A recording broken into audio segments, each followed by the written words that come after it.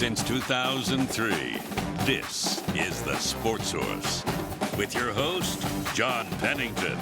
The Sports Source is presented by Junk Be Gone, Pipe Wrench, and the Garza Law Firm. The Sports Source starts now.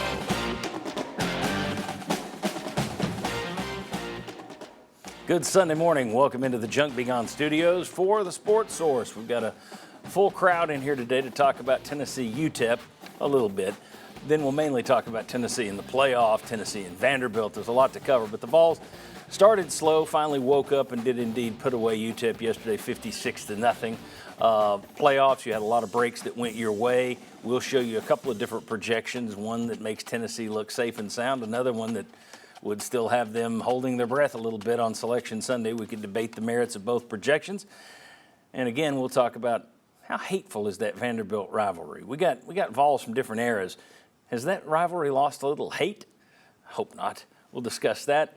Let's go ahead and get started. First segment of our show brought to you by the friends at Junk Be Gone. Junk removal, driveway dumpster rentals, demolition work. Heck, they can even help with full service, full home hoarder cleaning and decluttering services. If you're feeling stressed or overwhelmed with a hoarder situation somewhere in your family, Junk Be Gone is here to help. JunkBeGone.biz. Great company. I use them for the simple driveway dumpster at least once a year. It's terrific in terms of doing a spring cleaning or a winter cleaning, or once all the Christmas packages and the tree are used up, have them come and haul all that stuff away. Junk Be Gone. All right. Joined today in the first segment by Jimmy Himes, by Josh Ward, by VFL's Marlon Walls, and Ollie Lane. Thank you, gentlemen, for being here. Good to see you. I see you every Saturday. Good to see you. All right. Vols win at 56-0. The first quarter looked like a replay of Scotty Walden's visit to Neyland Stadium last year with Austin Peay. Starting to get a little deja vu there for the first 14 and a half minutes or so. But Tennessee finally woke up and the talent discrepancy popped up. I will ask Marlon, what was your top takeaway from the game?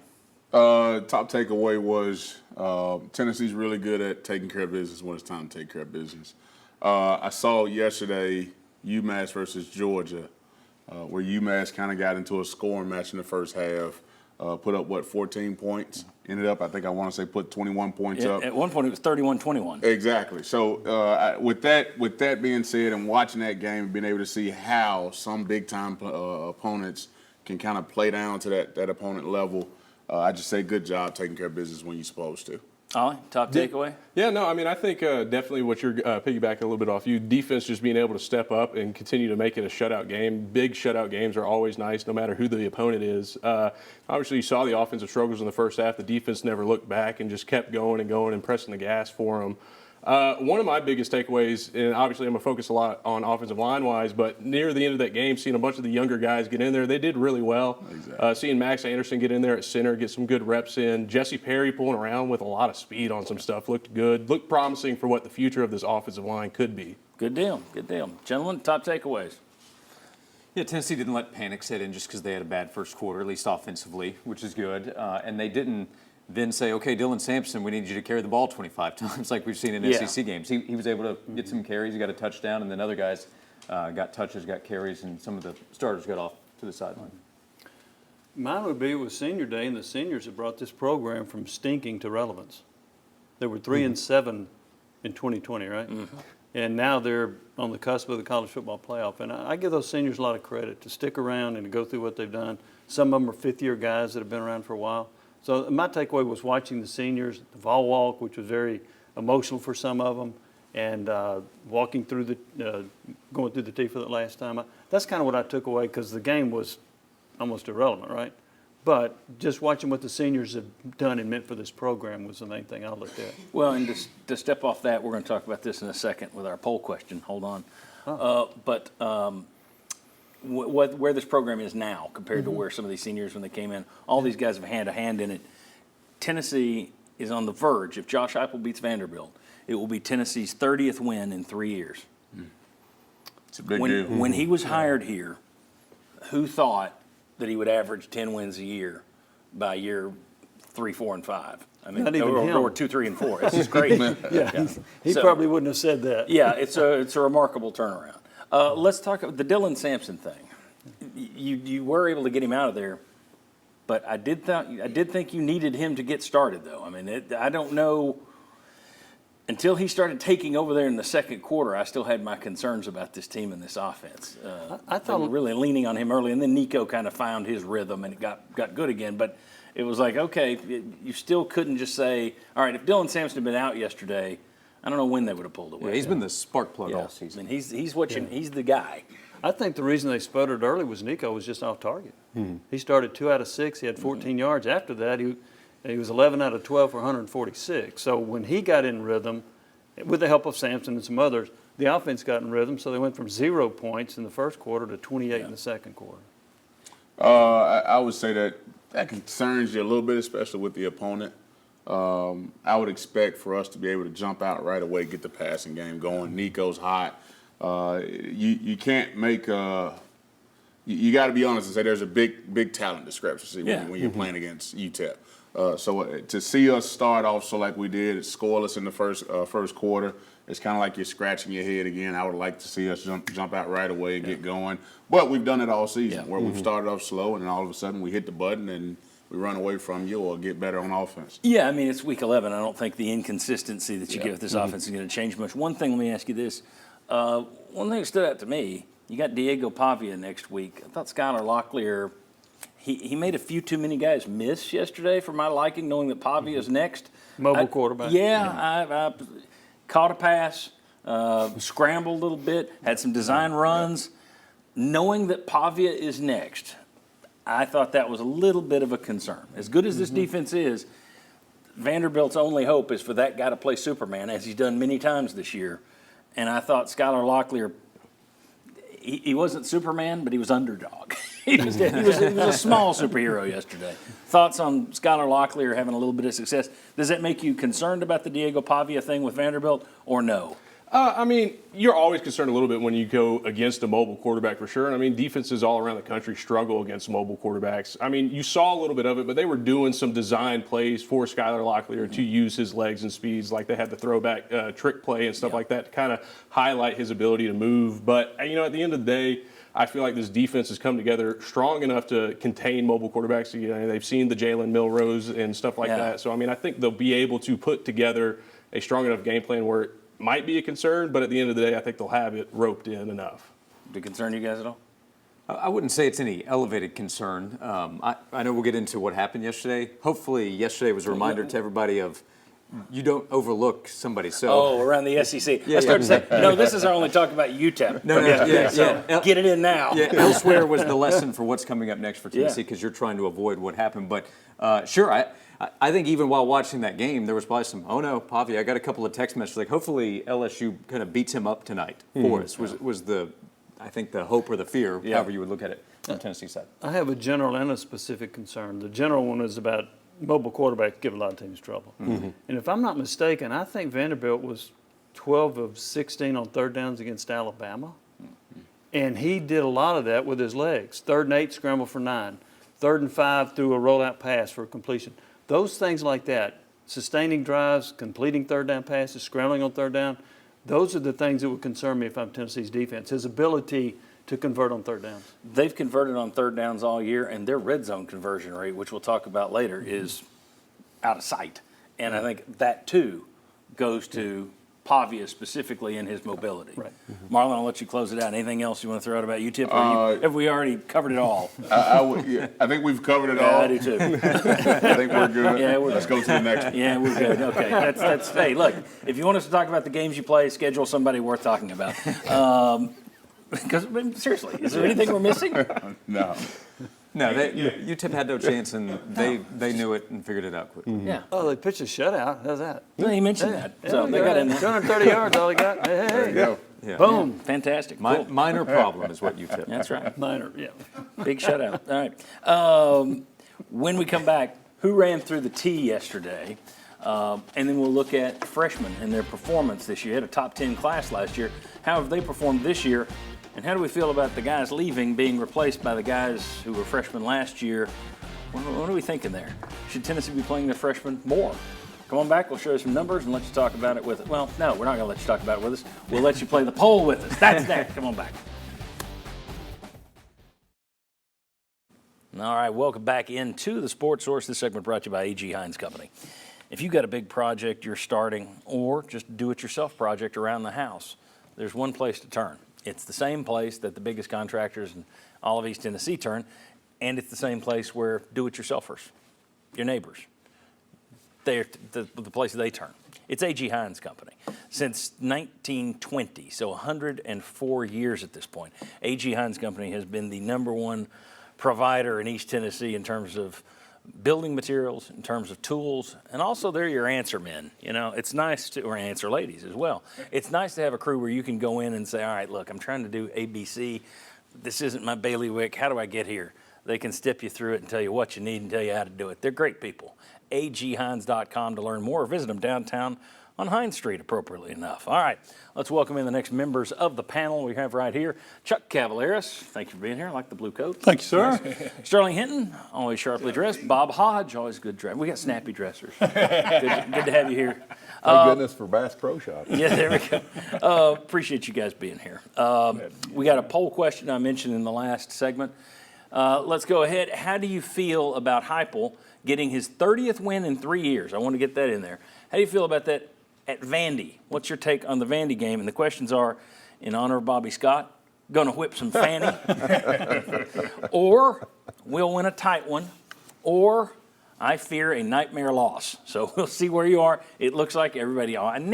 I need to have just two. It needs to be a binary choice, because whenever I put three up there, everybody goes to the middle one. No matter, one of these weeks, I'm going to make the middle one something insane, just gibberish, and see if it wins. It's like a multiple choice question. Yeah, Let's make the middle one buy a red sports car or something. Yeah. So anyway, we'll win a tight one is leading right now. Get your smartphone out and you can shoot the QR code right there below the Hearthside Bank logo, always within reach. So is our poll question. You can go to sportsource.tv and click the polls button and play it that way too. We appreciate you playing along. We like to check the mood of the Vol Nation every week. All right. We're not going to do the usual best player, worst decision, all the stuff we normally do because, again, it was Utep. Instead, here's a look at the guys who went through the T yesterday, if we can put that up. On the left are the guys that didn't have any eligibility left, and that's a lot of names who've been contributors here this year. On the right are the guys who still have some eligibility, but they chose to run through the T anyway. And then you'll notice some guys aren't on there who probably are going to go, and that would be Dylan Sampson, James Pierce. Didn't run through the T, but most likely won't be back next year. That's the outgoing. Names like Will Brooks, what a year he's had. Oh, John Campbell, Dane Davis. Seems like Davis has been on that offensive line for about 18 years now. Kitzelman, Lampley, Mays, McCoy, Brew McCoy, Norman Lott, Peely, Purcell, Solansky, Elijah Simmons, Javonte Spraggins, again from the offensive line, Amari Thomas from the defensive line, Dante Thornton. You look at that. Now let's take a look at the next one. These are some of the freshmen. Tennessee signed a top 10 class last year in 2024. Here's what the freshmen did this year on offense. Mike Matthews, 5-star receiver, had 4 catches for 60 yards, 1 touchdown in 9 games. Braylon Staley, 1 catch, 10 yards. That happened yesterday. So against UTEP in a 56-0 win, your 2 ace receivers that you signed caught 2 passes, 1 each yesterday. Peyton Lewis, he's been a big part of the offense ever since Deshaun Bishop got hurt. 52 carries, 262. He's shown you something. Jake Merklinger didn't play yesterday, 6 of 9 on the year. And then the rest of those guys, no stats for them. You see the number of games they played. Now let's take a look at the defensive freshmen from this season. All right, there we go. Jordan Ross. So you see that Boo Carter has made an impact, returns, and then also 1 interception. He's 34 tackles. He's played well. You see the list of tackles for the other guys down there. All right, bottom line is Bob Hodge. You look at the guys leaving. It's some important names, some real contributors this year. You look at the freshman class. Now, obviously, you're not going to count on guys who are freshmen this year to replace all those guys. But in terms of the talent leaving versus this top 10 talent that came in, how are you feeling right now? Worried? Because before this season, I thought 2025 is going to be your season. I thought this team wouldn't hit possibly 10-2. And I thought next year's the year. But then when you go back and you look and you go, no, I was wrong about this guy. I mean, Omari Thomas, who also seems like he's been here forever. You know, you're losing guys like that. Then you throw in Sampson and Pierce. So it's worrisome to me that you don't have these young guys playing more, getting more experience. So everybody says, we're going to go to the portal. And to me, that's a bit of a crapshoot. So no, I don't feel good about this, with the caveat of something I said last year. When the defensive backs left en masse last year, I said, you expect to be better when the guys that were behind them couldn't get on the field. Well, it turns out our DBs this year were better. So you really don't know. But to me, that's not a lot of experience. And there's one freshman that has stood out to me, Boo Carter. I think Peyton Lewis stands out too. And Peyton Lewis, I was getting ready to say, over the last 5 games, yes. Okay. Sterling, hang on. Chuck, your thoughts? I think you have to be concerned, especially in the offensive line, right? I mean, the Ollie Lane position. Look at what is it like? Everybody, you know, except left tackle. Forevermore, Tennessee's offensive line will be known as the Ollie Lane. Yeah, I hope he appreciates that. But I mean, that's going to be a huge thing. And Cooper Mays, God bless him. I don't know if we really appreciated him as much as we should have. Last year when he didn't play, boy, we knew how much he meant.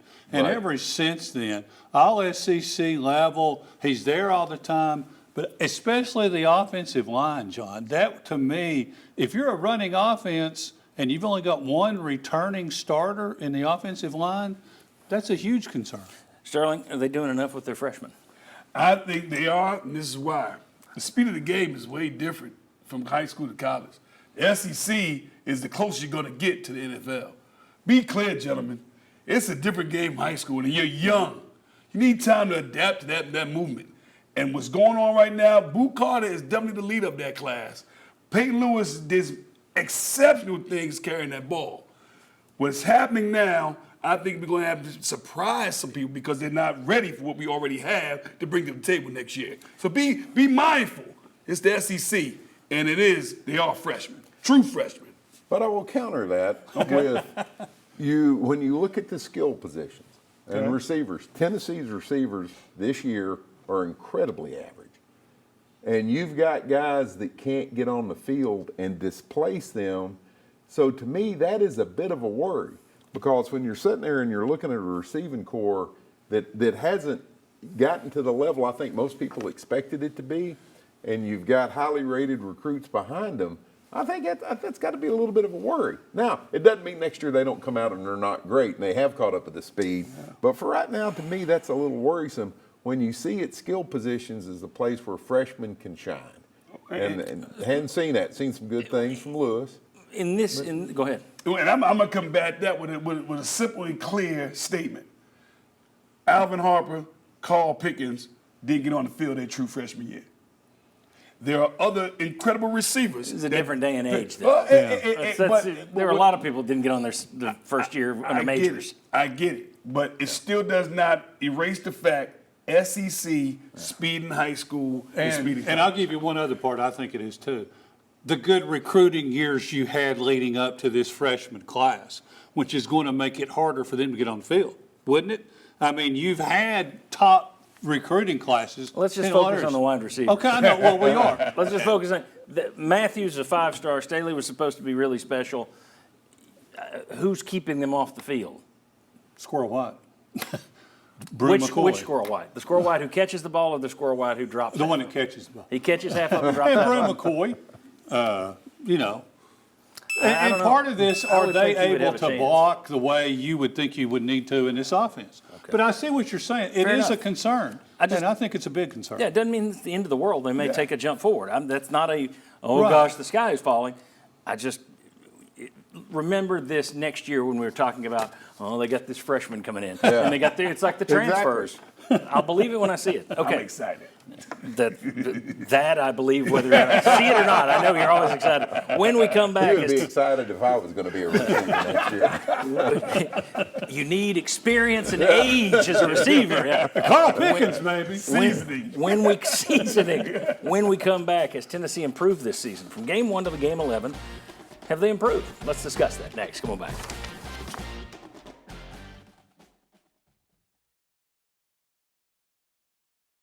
Welcome back to the Sports Source. The segment brought to you by the River Cove Campground, Uncle Jim's River Cove Campground. Plenty of you out there enjoy cold weather camping. There's something about standing up to Mother Nature. The perfect spot to do it? Well, how about right on the Little Pigeon River? Fire pits, grills, bathhouse. Visit rivercampground.com to learn more about all of their amenities, and it's too long to mention, to be honest with you. This is one heck of a campground.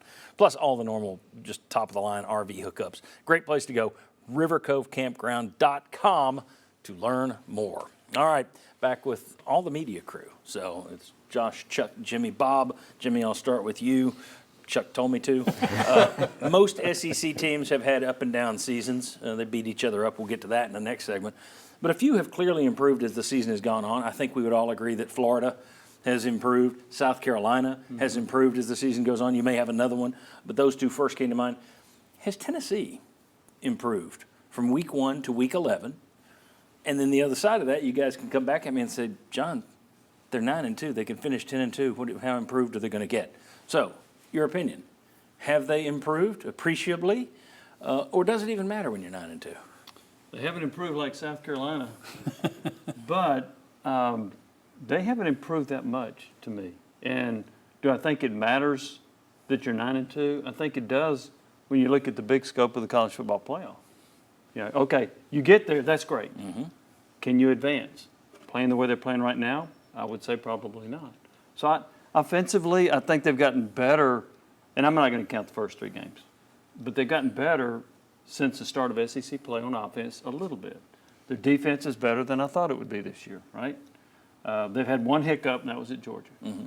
So, but I also had concerns about defensively the running attack that a couple of teams showed. Kentucky ran for 168, Mississippi State 179. They've had trouble against the run with some teams that showed a lot of motion. This team has gotten a little bit better, but not appreciably. Yeah. I kind of thought when I saw this, John, I thought it's something you'd pointed out. I think they had a false sense of security from such an easy schedule early. And it was too easy.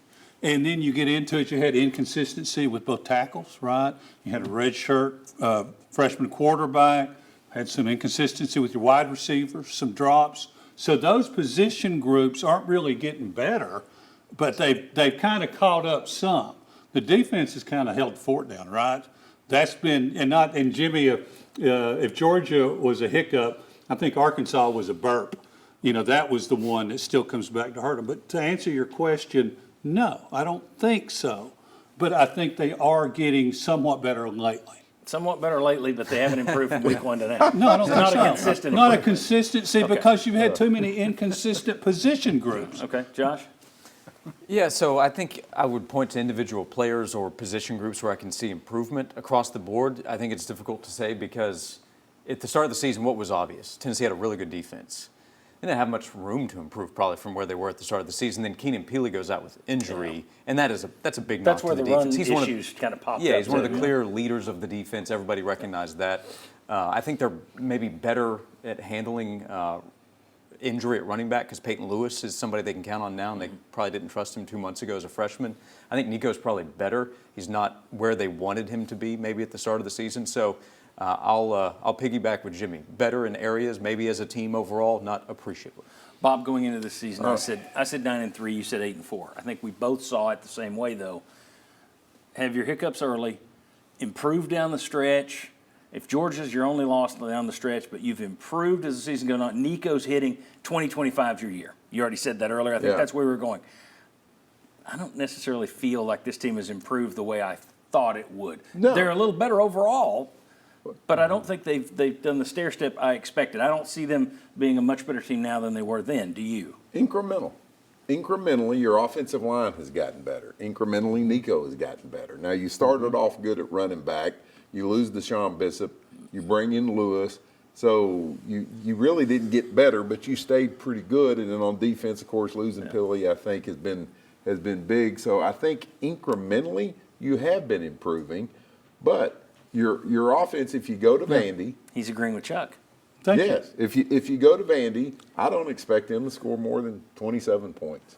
Okay, that will look about like the same offense that lost at Arkansas, that won at Oklahoma, that was able to beat Florida. So overall, yes, you've had incremental improvement, but not to the level where you say, yes, that is better. Because watching Florida yesterday, that was a better football team. Watching Carolina or South Carolina play lately, that's a better football team. You see that kind of improvement, whereas with Tennessee, it's a little bit here, a little bit there.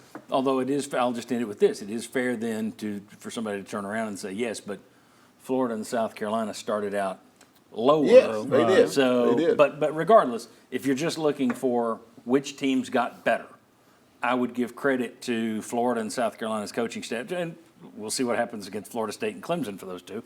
But from A to B, I know those coaching staffs have done a good job getting that team better, those teams better as they've gone along. Okay, when we come back, what a rugged, tough, crazy league this SEC has become, a mini NFL. I said a few weeks ago, I'm standing by it. That's what it is. But we'll talk about power rankings. Who are the best teams in this conference? Let's discuss. Come on back.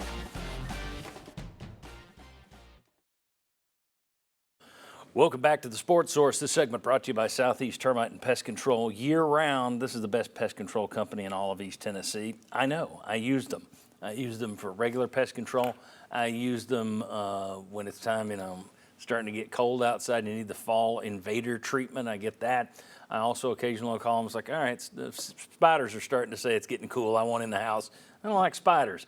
So they do a great job. Southeast Termite and Pest Control, they take care of my house. They can take care of yours. They've been taking care of houses all over East Tennessee, and I mean all over East Tennessee, since 1971. Give them a call.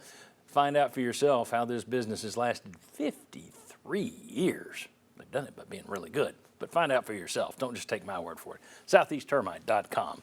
All right, let's remind folks of the poll question, see where that is. Still, question number 2 is leading. And the runner-up there is getting close, is going to whip some fanny in honor of Bobby Scott. I expected a few more I fear a nightmare loss. Not seeing that, but we might have a stat here that'll sway some people to go negative. If you're negative, we try and sway you positive. If you're positive, we try and sway you negative.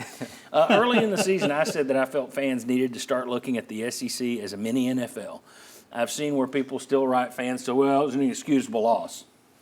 I don't think you have any more of those in the SEC. With the exception of Mississippi State, every school has pulled at least one upset. In terms of going on the road, the SEC Network had this stat yesterday. Vince Ferrara saw it and sent it to me. 7 times this year, a ranked SEC team has gone on the road and lost to an unranked SEC team. That's tied for the second most in league history. You still got a week to go.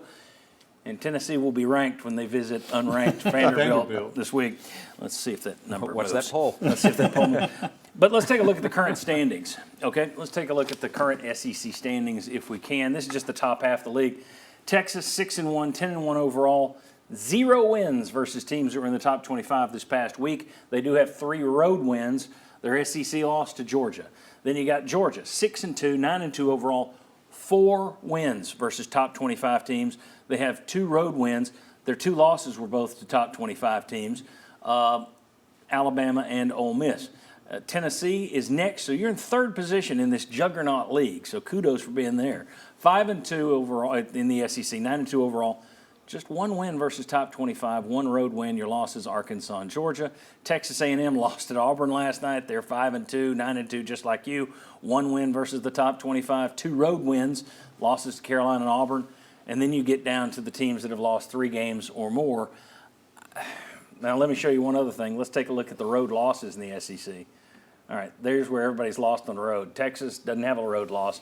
Georgia lost to Alabama, Ole Miss. Tennessee lost to Arkansas and Georgia. A&M lost at South Carolina and Auburn. South Carolina lost to Alabama. Alabama lost at Vandy, Tennessee, and Oklahoma. LSU, on and on and on. So it is a heck of a league, and you guys may disagree and think that, it's just a one-year thing. I think this is what you're going to get moving forward. With the portal, with the money coming into this league, and with the 16 teams you have in this league, I just think it's going to be get used to losing 2 games a year. But here, go ahead. I was just going to say, I disagree that it's a mini NFL. NFL has a salary cap. Okay, good deal. So here's my question, gentlemen. I'll let you just take it and run with it. Who do I have start? I have Josh starting. Let's do power rankings. And we're going to do this just like the playoff committee. And that is, you can take the best team, you can say best resume, be all over the board, eye test, whatever you want to do. So Josh, who's the best team in this league? The margin, I think, is thin when we go through the top. You're keeping track, Chop? I would say based on overall talent, maybe the best win in the league this year and the best resume, that's Georgia. Georgia has 2 losses, which is 1 less than Texas. But Georgia went to Texas at night in Austin and beat up on the Longhorns. So I would say Georgia, they had to go to Oxford, had to go to Tuscaloosa, had to go to Austin, played Tennessee. So they played really good teams to be where they are and knowing what their roster is. This isn't Georgia of the last 3 or 4 years, in my opinion, but I do think it's the top team right now in the SEC. I think if they played Tennessee schedule, they may be just 1 loss or 0 maybe. at this point. Their schedule, 4 top 25 wins and 2 top 25 losses.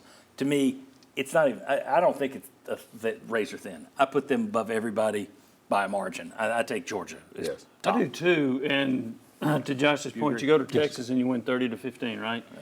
You also beat Clemson 34-3. And here's Clemson with 2 losses right now, one of the best teams in the ACC. Your strength of schedule is far better than Texas. So I would go Georgia as the best team, Texas second, Tennessee third. Okay, he raced through. All right, so you got Texas second. Has everybody got Texas second? Yeah, but when you look at that, John, Can Texas, we put the standings back up? Let's put that back Texas up is what the committee is using, right? Yeah, it's just the eye test. Maybe just it's the the record talent. test is all they're looking at. Right. I think I'd go that's Texas where they second go, because they've got players, but that's where. So if Georgia's easily 1, it's not easily Texas 2. I don't think so. No, I don't think it is either. But No. I would know who probably it put is, Texas number 2, and then let's see if they prove us wrong Right. here in I 6 think days. you do, but I'm just saying I don't know that they've earned that. And maybe they don't have to earn it, but we'll see. I don't know that there is a clear number 2. That's after you get to Georgia. That the point of this exercise was I don't know that there's a clear number 2, a clear number 3, a clear number 4. I mean, all those teams Texas depending on and the Tennessee week. on a neutral field would be a terrific football game. That would be a toss-up or close to it, in my opinion. And I'll put Texas A&M in that same circle. Even though they've got a 3rd loss, I think Texas A&M would give Tennessee a heck of a game, especially with Tennessee's offense. I think that would be a good game. I think Texas may well lose to Texas A&M this week at College Station. That's going to be a crazy rivalry game. They haven't played in 10 years. Yeah.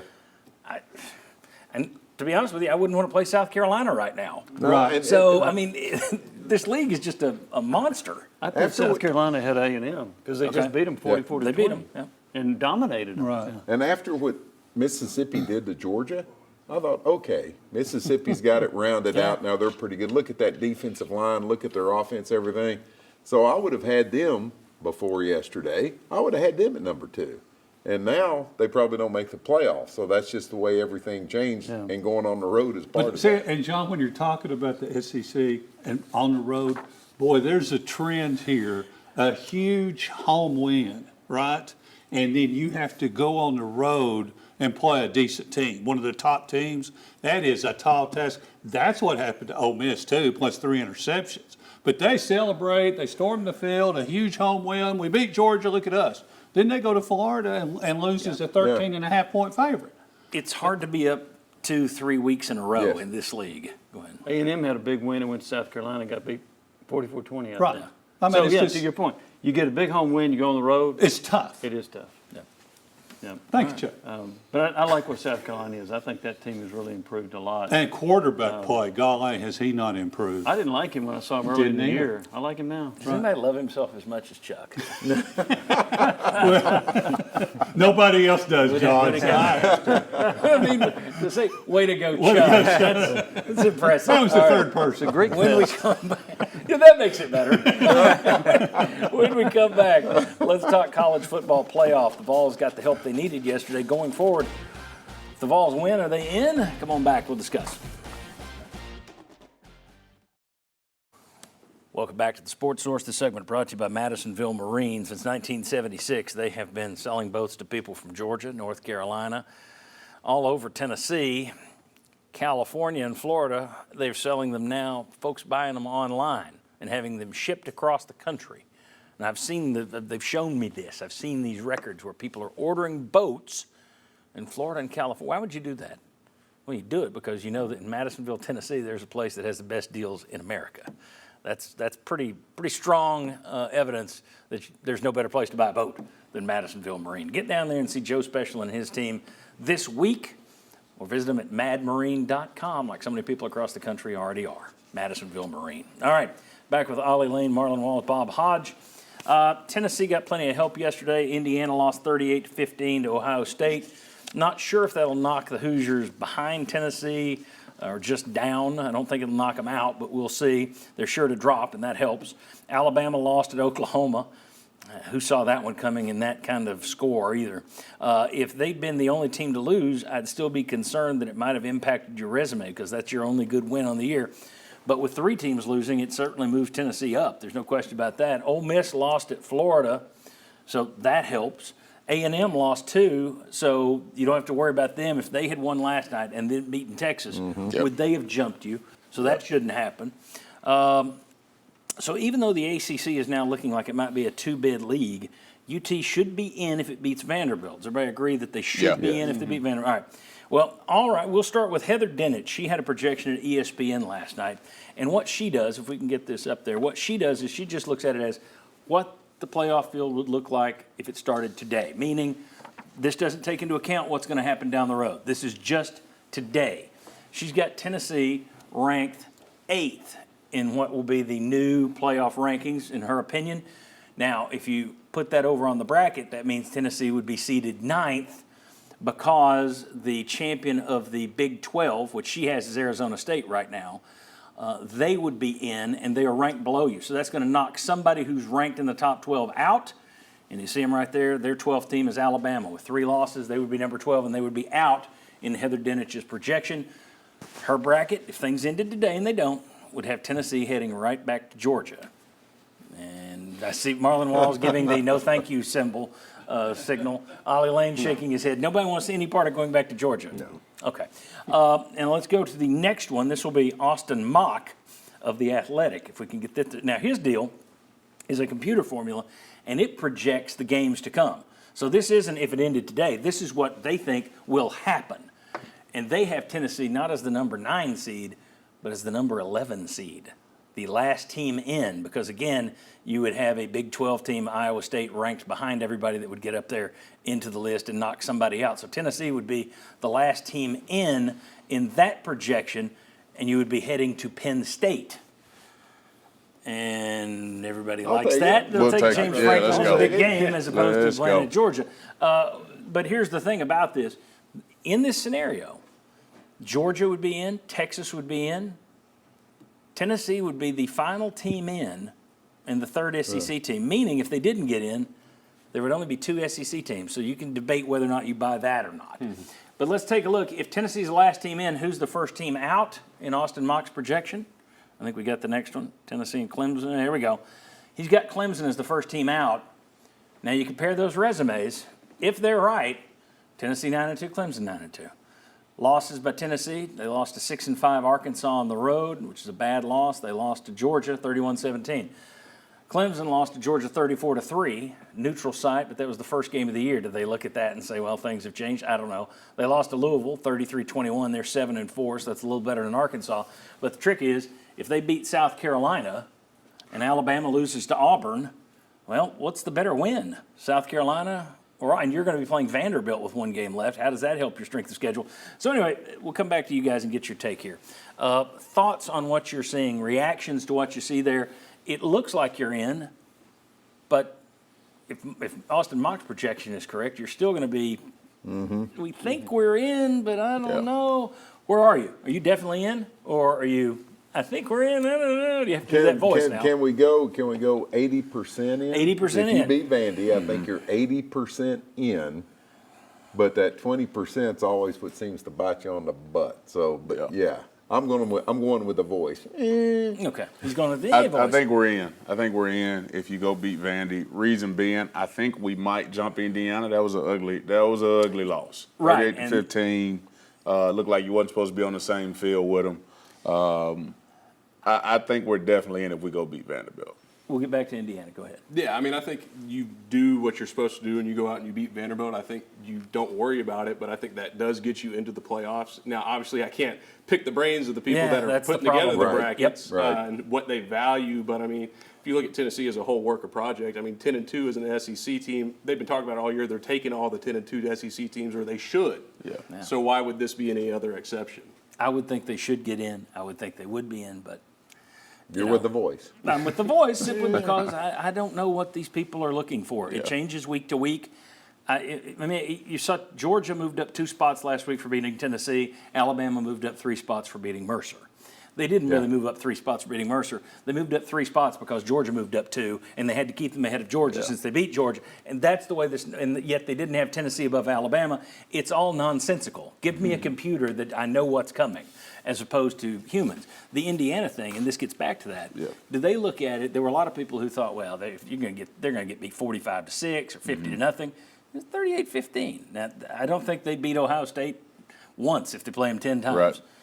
But it wasn't a complete blowout. I don't know how the committee is going to look at that. Are they going to look at it and say, look, this team's been consistent all year. They lost 1 game all year to a team that could be number 1, number 2 on the road. So the question is, do they move them far enough back behind Tennessee to where Tennessee's kind of in the safe, clear zone, or are they still above you? I'm not going to be surprised if they're still above Tennessee when the rankings come out. And I don't know if they should be. But I don't know if they should be either, but it isn't going to surprise me. Yes. Well, you got go ahead. I was about to say you got to go to strength of schedule. Their strength of schedule is terrible at Indiana. I agree. People have said that all this week, and so losing to your really good opponent that you're going to play all season the way you did, it's got to knock you down some. Here's the problem, though. So strength of schedule has been terrible. Didn't affect them any of these previous weeks. They were still like number 5 on that list. That's what worries me is I don't know what they're going to do. I don't know. This is a committee who 2 weeks ago said we're moving BYU ahead of Tennessee because they had a close come-from-behind win against Utah. Last week, when BYU lost to Kansas and they dropped them further, they said, well, it's also because they had that close come-from-behind loss against a bad Utah team. So in 1 week, the Utah win went from good thing to a bad thing. Well, see, and that's where you got to worry about the eye test. Okay, everybody, you go to Vandy and win, you're okay. But what if you go to Vandy and you win by 1 point on a last-second field goal? Is that less of a win than if you go and you beat them 32-6? And let's say Clemson just annihilates South Carolina. Yes.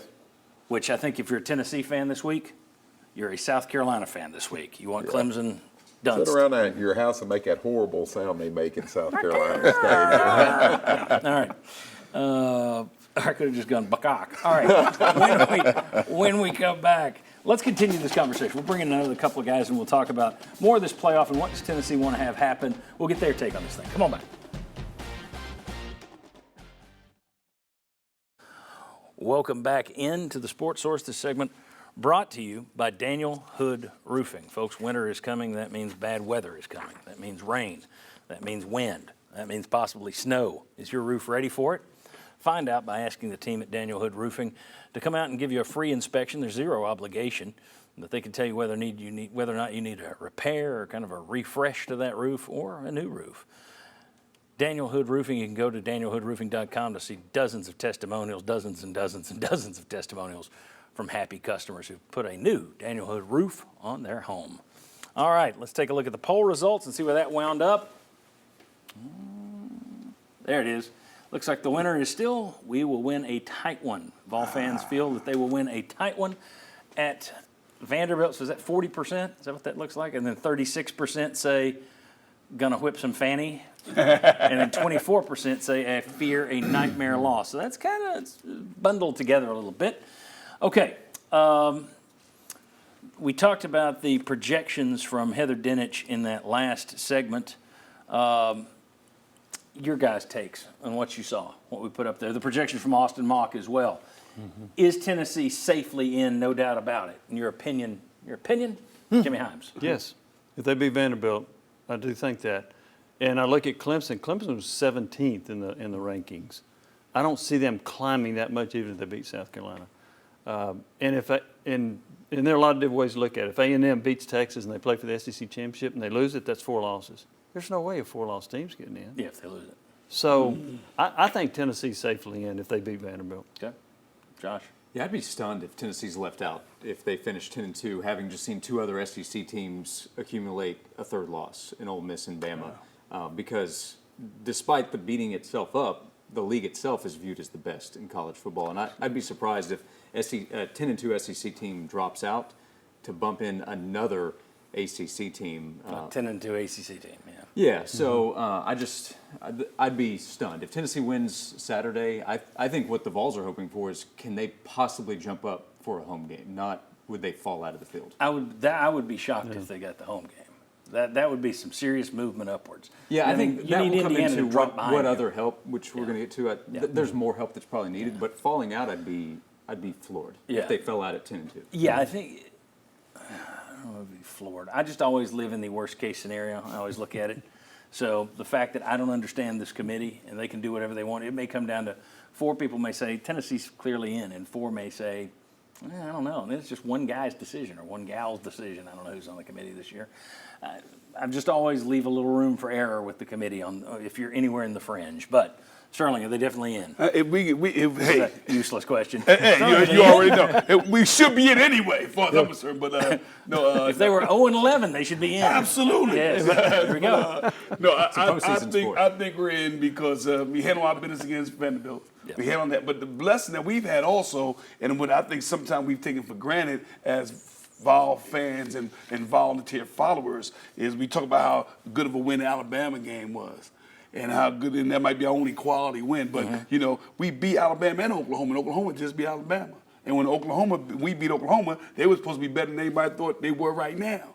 So I think we've got some quality wins that once people start digging into our resume, they'll see what we've done in the course of the season. They need you on the committee. They do. He would be fair and impartial. Completely impartial. All right, let me ask you. Notre Dame plays Southern Cal this week. Mm-hmm. You want Tennessee in, definitely, without a question. Knock Notre Dame out. I don't think that's going to happen, but let Southern Cal knock off Notre Dame. Everybody agrees with that? Yes. All right. Texas A&M and Texas. Is there any benefit either way? Do you care? Should Tennessee be looking at that for any reason, saying we need X? I would say yes. If you're Tennessee, you don't want A&M to beat Texas and then A&M to win the SEC championship. Right, to still be auto bid. Yes. Right. Wow. Yeah. Alabama, Auburn. Doesn't Any matter. reason to pull? No. I still think you need, just on the off chance, folks. I want the Alabama win, your only good win, to be a good win. I think you need Alabama to beat Auburn. And I don't think the committee cares about strength of schedule as much as the one-loss record. That's what I think. Agreed. Yeah. My fear is, what we've seen, though, is strength of schedule doesn't matter overall, but when it comes down to these two teams who gets in, they may look at strength of schedule. They may look at eye test for these two teams. It's the same thing you get in the NCAA tournament, and that's what frustrates me. It's why I always put up the, but. And that is, you get to the NCAA tournament, and those last 4 or 5, 97% of it's math. The last 3% is, well, we took this team over that team because of the strength of schedule. What about these two? Well, the way they finished the season. What about these two? I like the color uniform. It's never the same thing. That's what The worries me. unpredictability of the committee. That's the only thing. I just think it doesn't hurt for you to have one good win still on your resume. And I think if Alabama's 8-4, that's even less of a good win. But that's just me. Who else we got? What's the other game? Clemson, South Carolina. Everybody definitely. We were right in the last segment, in your opinion. Yeah. Everybody's pulling for South Carolina to put Clemson to the sword. End Clemson. Yes, although I don't think Clemson would jump them, but yes, that would definitely put an end to Clemson. That's what I'm going for. The funny thing there is, if there's any hope for South Carolina to jump in, like if a world opens for a 3-loss team to get in, I don't want to see South Carolina in the playoff. For that reason, but I don't think they could ever jump Tennessee with Tennessee's record versus Carolina. For your purposes, to get in, Tennessee's in above South Carolina. Yeah. So make sure Clemson, just based on one guy's projection, knock them out. Pull for Carolina. Yeah, it's a boost for the league, too, if you're looking for SEC strength to get a certain number of teams in. Well, that's true. It would, if you're wanting to put the ACC out more clearly, which helps the 10-2 SEC team, Tennessee. Well, along those lines, it was a great day for Tennessee. Yesterday was a bad day for the SEC. Yes. Wow. For those teams to lose, Alabama to lose, and Ole Miss to lose, that was not a good day for Greg Sankey. Well, here's the thing. If this were a 4-team playoff, SEC, you're counting on Texas. You'd be pulling for Texas to win out because you might be out otherwise. Mm-hmm. You might not have anybody in there because you're beating each other up. Right. Yeah. All right. When we come back, Vandy's up next, but has the hate that faded from that rivalry? Oh, say it isn't so. Let's talk about hate. Sterling going to talk about hate with Vanderbilt? Bring back We'll, the hate. we'll bring back Marlon, we'll bring back Ollie, and I want to know if the hate is the same now as it was in Sterling's day. Come on back on the Sports Source.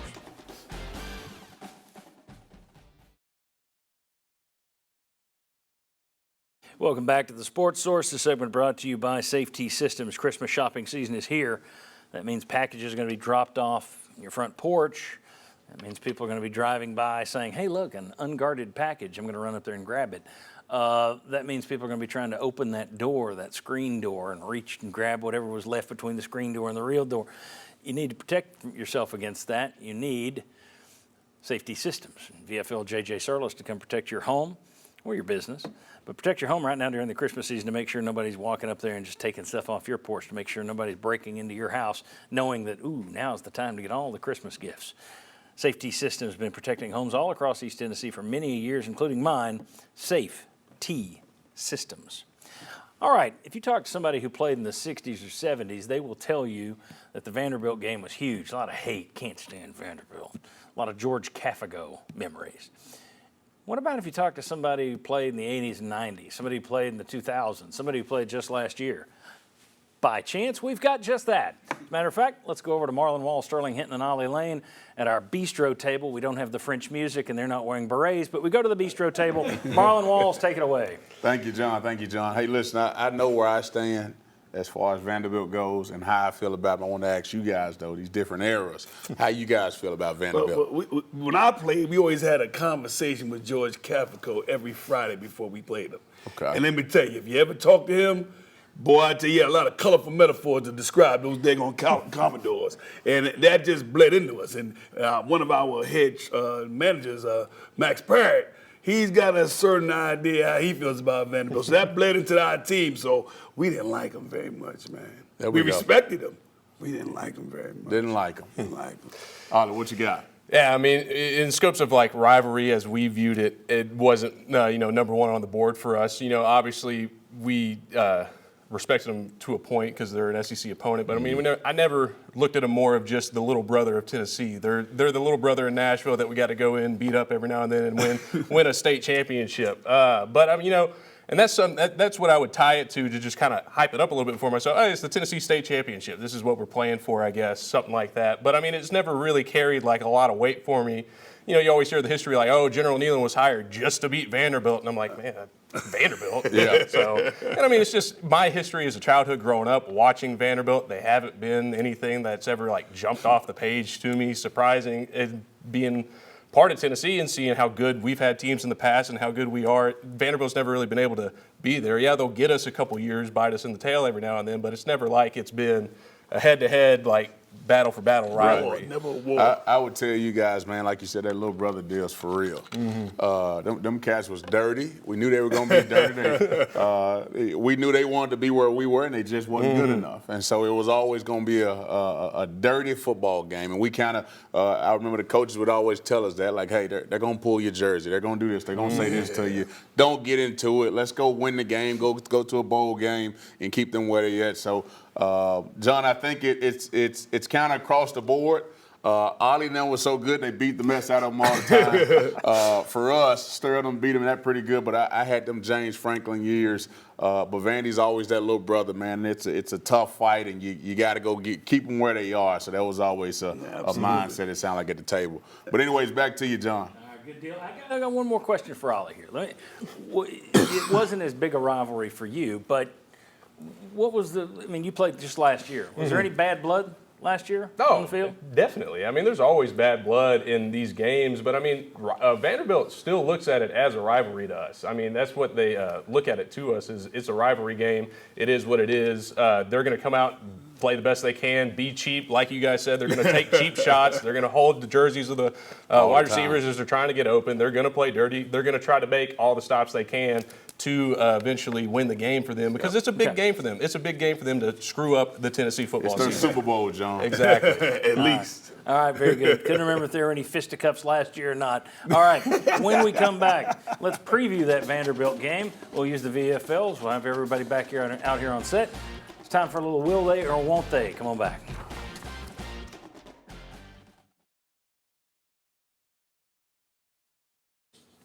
Welcome back to the Sports Source. This segment brought to you by Games and Things. Next Saturday, our whole Saturday kickoff show will be done in our new studio. Tune in, you'll see a full bar, a poker table, a shuffleboard table, dartboard, boss toss game, even a Tennessee-branded Pop-A-Shot game. Those are all provided by Games and Things, meaning those can all be bought by you and given as Christmas gifts right there at Games and Things. Get down there this week and see them. You can make somebody's Christmas from big to small. Dartboard, not going to break the bank. Pop-A-Shot, that's going to be a life-altering gift. People will love you forever if you give them a Pop-A-Shot game. And everything in between. High, low, whatever kind of Christmas gift you're wanting to give, Games and Things has got it for the person who wants a more entertaining home. OurGameRoom.com to learn more. All right, time for Will They or Won't They? And we got our VFLs standing over in the VFL standing section. And then we have Jimmy, Josh, and Chuck joining me over here at the media podium. So question number one, Diego Pavia ranks inside the top 10 in the SEC in rushing yards. He's rushed for at least 40 yards in every game but one this season. Will Diego Pavia rush for 45 yards versus Tennessee's defense? We got to know. We got two yeses. Okay. Sterling, do I need to ask you why you say no? Yes, you do. Absolutely you Okay. do, John P., because we're going to spy that guy.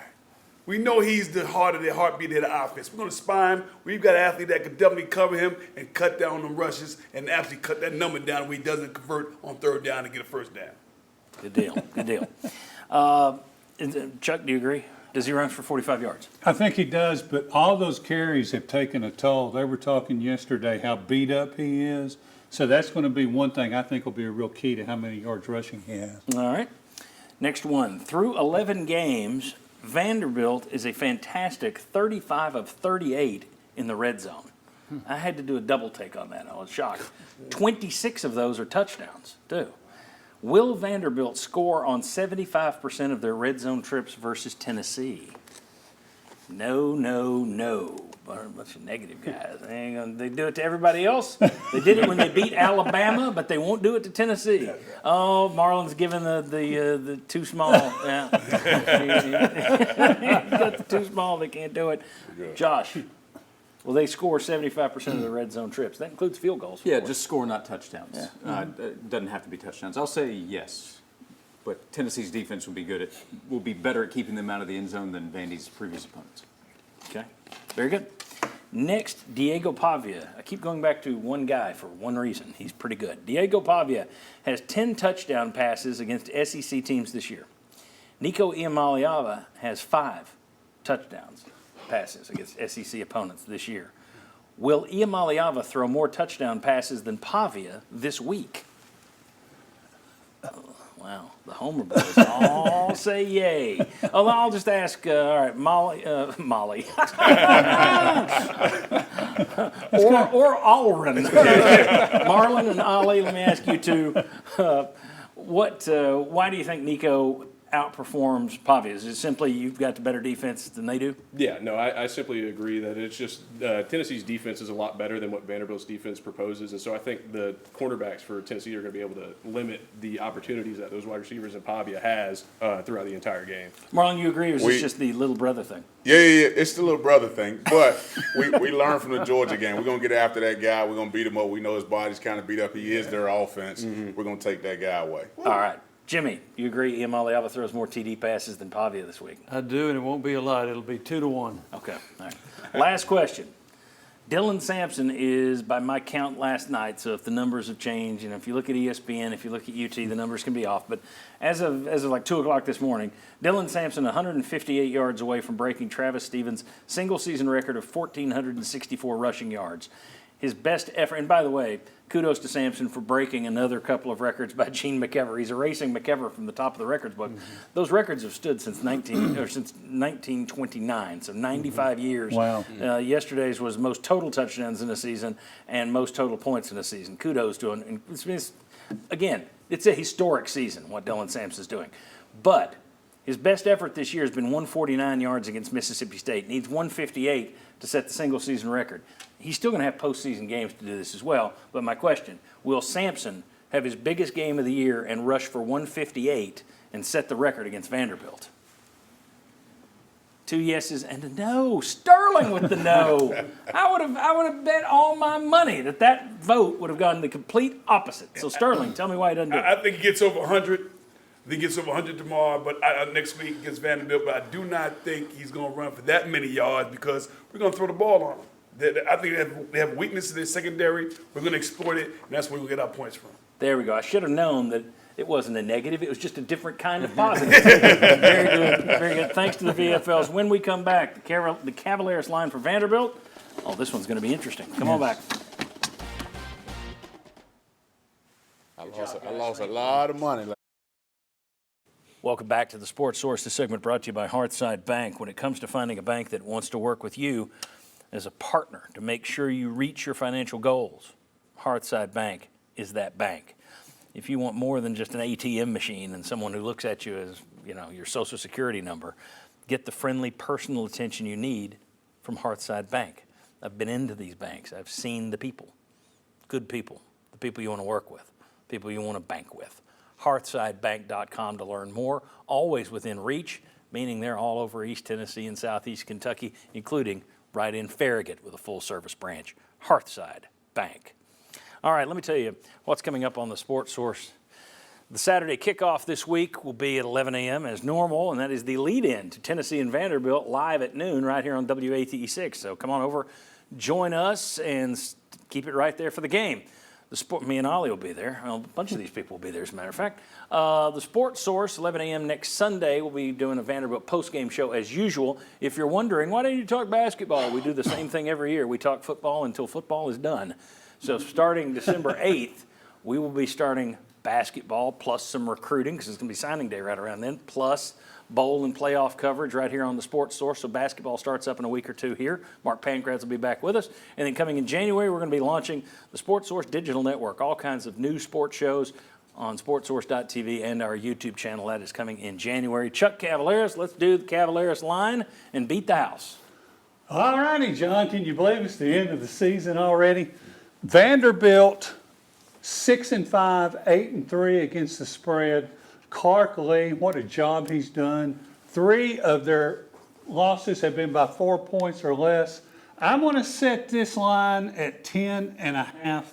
Vols favored. Okay, Vols favored by 10.5. Let's go ahead and look at the standings here. We're going to go ahead and declare Daniel the champion because there's not much that can be done there. Mike Stoll, the runner-up. Jimmy, you were in 3rd place. Marlon, 4th place. But I want to let everybody pick on it. So does everybody agree Daniel's won this? And for those of you who are saying, well, I want to finish 2nd. I don't care. I want to finish 2nd. Yeah, I don't care. All right, so let's go ahead and just do our picks. Vols minus 10.5. Jimmy, I'll start with you. Okay. And we don't have to worry about betting or anything. We've literally got a minute. So. Yeah, okay. I'll take Tennessee. Josh. I think Tennessee will win, but I would take Vandy plus the points. I watched a lot of football yesterday. I'm taking Vanderbilt. That whole road SEC ranked team goes and loses to the unranked team. Plus, Tennessee's offense still worries me. I'm taking Vanderbilt. Ball by 50. Wow. Yeah, Tennessee all the way. Okay. No doubt. Balls by 49. Chuck, what would you do against your own line? Well, I think Vanderbilt's beat up. I really do. I think they've had some really physical games. I would still go with Tennessee to pull away. Okay. I mean, for as beat up as they are, Yeah. they lost 24-17 at Tiger Stadium on a Saturday night last Yeah, night. now you faked a punt to go down and get that touchdown at the end. And one thing, Brock Yeah, Taylor. they couldn't do that against Tennessee. Their kicker is Brock Taylor from Knoxville Catholic, and he is an excellent kicker. So if it comes down to field goals, you don't want him kicking a field goal. Chuck makes the local kiss up to end the show. Very good. All right. Chuck, Sterling, Ollie, Marlon, Josh, Jimmy, Bob, all of you, all of our sponsors, thank you so much. We'll see you Saturday at 11 a.m. for the Sports Source Saturday kickoff. Have a happy and safe Thanksgiving. See you next week.